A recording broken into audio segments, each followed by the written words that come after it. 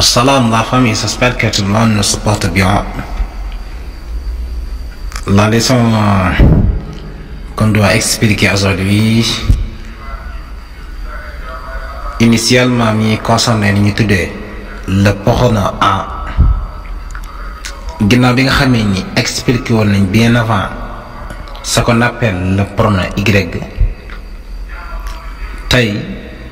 automatiquement ñëw exposé li nga xam ne moom mooy pronom A, lan lay position ak lan mooy rôle am luy taxawaayam comme celui de pronom Y. balaa loolu ñu leen rappelé waat fàttali wala ngir abonné sur la chaîne ngeen commenter ci positivement ngeen ñëw ñu courage waaye bés cloche de notification bi pour toujours être le premier à savoir quand une nouvelle vidéo est disponible. Ça bu vidéo bees disponible mu signaler la ko ci cloche bi. J'espère que c'est clair. Que remplace le pronom A? Pronom A lan la remplace? Il remplace un complément circonstanciel de lieu introduit par la proposition de et qui répond à la question d'où. Le pronom A day remplacer benn complément circonstanciel de lieu moo xam ni ñu ko ajouté ci phrase jaaree ko ci préposition de te moom day tontu question d'où lay tontu.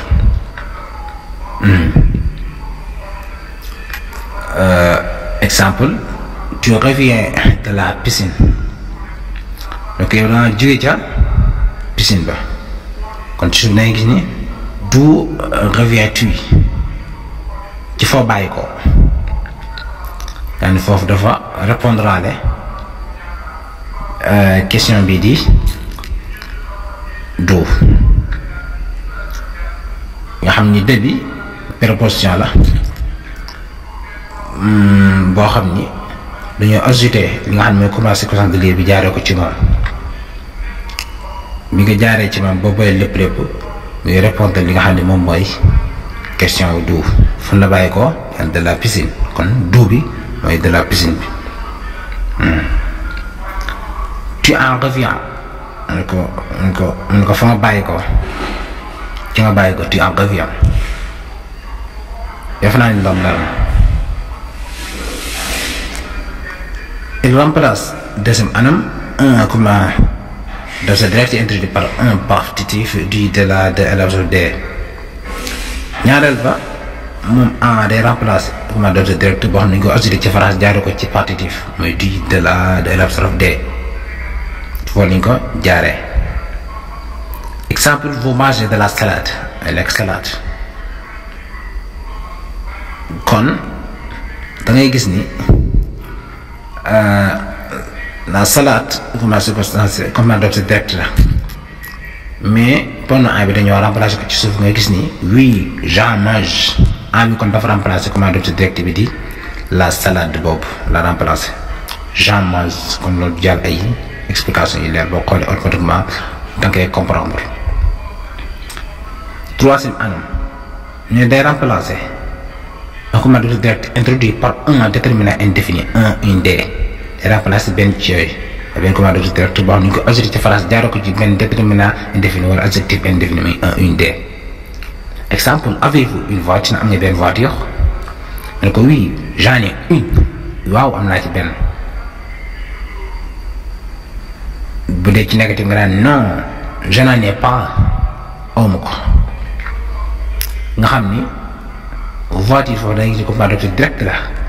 mooy préposition direct la léegi moom A bi ñëw remplacer ko ci suuf daa ne j'en ai une am naa ci benn ma kon ngay gis ni comme remplacer na d'objet direct bi ci négatif bi nga ne je n'en ai pas awma ko kon def naa ne loolu lan na loolu la ci rôle yi pronom A. Quatrième anam bi ñu jëfandikoo pronom A. Il remplace un complément d'objet direct introduit par un déterminant numéral. Exemple 1, 2, 3, 10 ainsi de suite kon day remplacer benn complément d'objet direct boo xam ne ñu ko ajouté ci phrase jaaree ko ci benn adjectif numéral mooy déterminant numéral 1, 2, 3 wala jaaree ko ci un adverbe de quantité beaucoup, peu, assez, wala ñu ko aussi fa jaaree ko ci un adjectif indéfini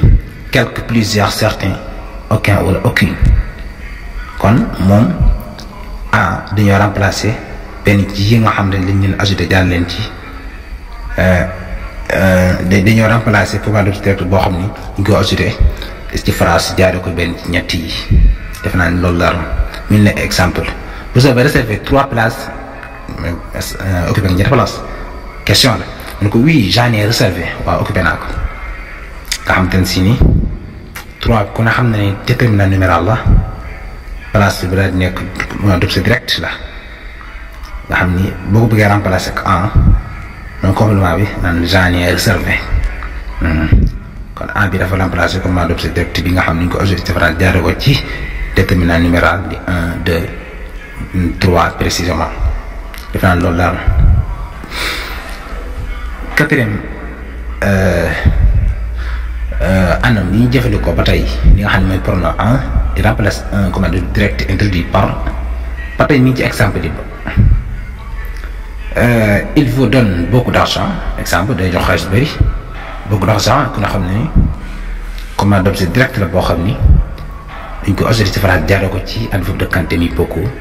léegi en dañoo remplacer nga ni oui il m'a donné beaucoup waaw jox na ma lu bëri nga xam ni en bi kon nga xam ne remplacer li nga xam ne moom mooy complément d'objet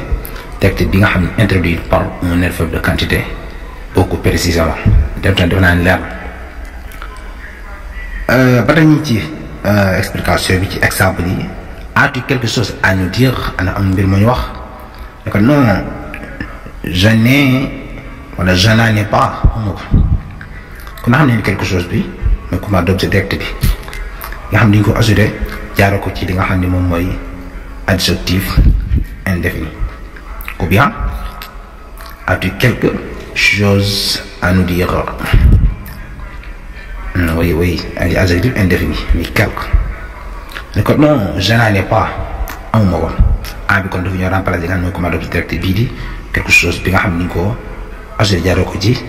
adjectif indéfini di quelque defe naa loolu leer. cinquième étape anam yi nga xam ne mooy utiliser lii di pronom en on utilise en avec les verbes qui se construisent avec des verbes plus de commande d'objet introduit par la préposition de voilà jouer de rêver de ainsi de suite ne ni ñu koy jëfandikoo moom pronom en mu ànd ak verbe yi nga xam ne dañ leen tëgg ñu ànd nag de préposition de verbe plus de comme celui ni mu amoon ci li nga xam ne moom mooy pronom y comme commande d'objet indirect boo xam ne ni ñu ko ajouté jaaree ko ci préposition boo xam ne de la précision comme verbe yi nga xam ne ànd ak de mais jouer de rêver de parler de avoir besoin de ainsi de suite bokk lii da nga ko comprendre verbe yi nga xam dañoo nekk verbe plus de yooyu dañuy utiliser li nga xam ne mooy pronom en ñu ànd ak ñoom exemple ci as-tu parlé de tes problèmes dañuy wax ci ses problèmes kon nga xam ne début préposition la boo xam ne dañoo tëgg li nga xam ne mooy verbe bi di parler mu ànd ak moom kon boo ko bëggee kon des fois nee nañu jëfandikoo li nga xam ne mooy en bi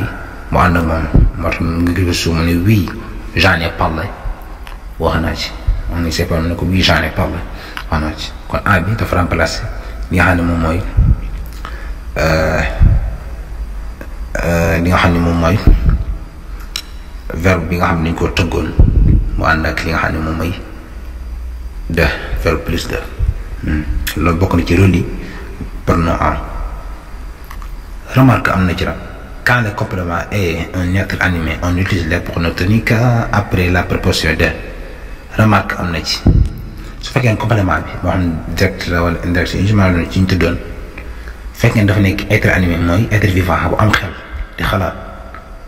par rapport ak choses yi wala objet yi kon ba di jëfandikoo pronom tonique yi comme celui de pronom y nañ ko ci waxee woon leer ko waaye expliqué ko bien avant nee na dañ koy jëfandikoo moom pronom tonique yi ci ginnaaw préposition de bi yéen ñooy pronom tonique yi xamal nañ ko mooy moi toi lui elle ainsi de suite. Il parle de sa femme exemple te wax ci soxnaam ne oui il parle d'elle te wax ci moom kon nga ne la del nga wax doo ko nekk na il en parle yooyu directement il parle d'elle oui loolu la par ci porno tonique yi elle s'occupe des enfants ce soir occupé ci gane yi ngoon gi non ma mère s'occupe de dafa occupé ci ñoom s'occupe de non ma mère s'occupe de dafa occupé ci ñoom kon nga indi waaye doo indi ay en vous voulez waaw kon loolu defe naa ni leer na ñëw ci la négation. La négation se place avant et après le bloc formé par les pronoms et les verbes. bu dee ci cadre négation dàq nee na li nga xam ne moom mooy négacé day placé ci kanam comme ni ñu ko leerloon ca pronom y ba ak ci ginnaaw bloc bi nga xam ne dañu ko jaaree ko ci pronom yi ak verbe yi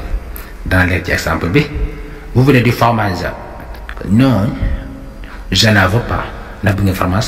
mu ne non bëgguma ko je n'en veux pas kon foofu négation dafa dàq nee na kon ne bi nga xam ne moom mooy négacé moom mooy jiitu avant ak ci ginnaaw li nga xam ne moom mooy verbe bi je n'en veux pas dafa loolu boo gisee rek aju sax ñu la koy expliquer mais da ngay comprendre automatiquement. Il parle de son travail. Non, il n'en parle pas. da wax ci liggéeyam mais non woo ci kon négation bi c'est comme ça. ñëw ci li nga xam ne moom mooy la correction d'exercice. Répondre aux questions en utilisant le pronom en nga jëf nooy tontu questions yi jëfandikoo waa li nga xam ne moom mooy en fu en wala tegee nga teg ko fa ci phrase yi nga xam ne moom gis ñu classé ko classement spécifique. Veux-tu du chocolat? Et oui, à dire répondre directement. Vous avez souffert de la chaleur cet été. Quand ainsi non que topé l'un après l'autre comme nekk lu complète. Voilà di la interpellé waat nga xool correction bi ba noppee nga corriger sa bopp par rapport ak li nga defoon ba xam jut na mucc na ayib wala déet wala correct na wala normal na fekkee ni au contraire nga daal di corriger waat li nga xam ne moom nga defoon loolu mooy tax nga daal di gën a nekk lu jàkk nga nekk lu normal nga nekk loo xam ne ci nga gën a amee compréhension que ci leçon bi. dafa naa ne comprendre nga li ma bëgg wax ce que je veux dire. Voilà ñu exposé waale beneen exercice encore une fois mu ne ne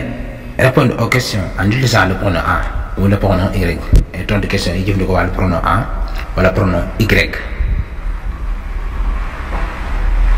kon pronom en war a tege nga teg ko ci place am pronom y nga teg nga tege nga teg ko fa nga teg ko ci place am kon da ngay répondre par ordre teg ko système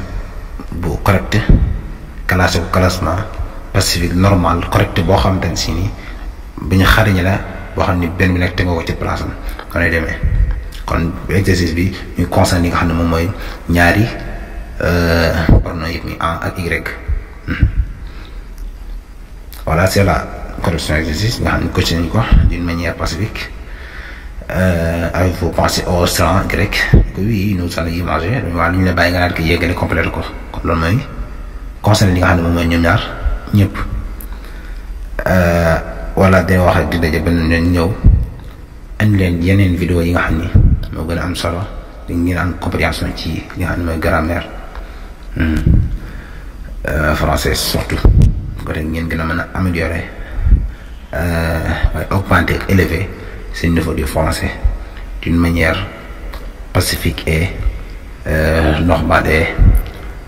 correcte mais di leen rappelé waat ngeen abonné ci chaîne bi